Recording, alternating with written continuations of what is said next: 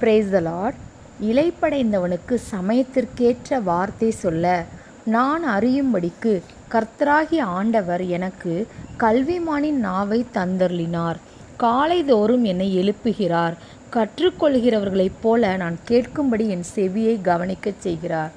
இந்த வசனம் ஏசாயா 50:4 இருக்குது.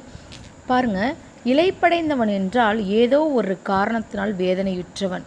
அவனுக்கு ஆறுதல் சொல்லவும் அவனுடைய பிரச்சனைகளுக்கு ஆலோசனை சொல்வதற்கு தேவன் கல்விமானின் நாவு, அதாவது நன்கு படித்து தேர்ந்தவரின் அறிவுரைகளைப் போல சொல்வதற்கு ஏற்ற வார்த்தைகளை ஏசாயாவின் நாவில் வைத்தாராம். இது பாருங்க, இது தேவனால் மட்டுமே கூடும். நிறைய ஸ்தோத்திரம் செலுத்தி நாமும் தேவனோடு இருக்கும்போது நீங்கள் வாஞ்சிக்கிற விரும்புகிற காரியங்கள் உங்கள் பர்சனல் லைஃப்பில் கிடைக்கும். அதுவும் அன்றே கிடைக்கும். இதை வாஞ்சித்து பாருங்கள். இது நிச்சயம்.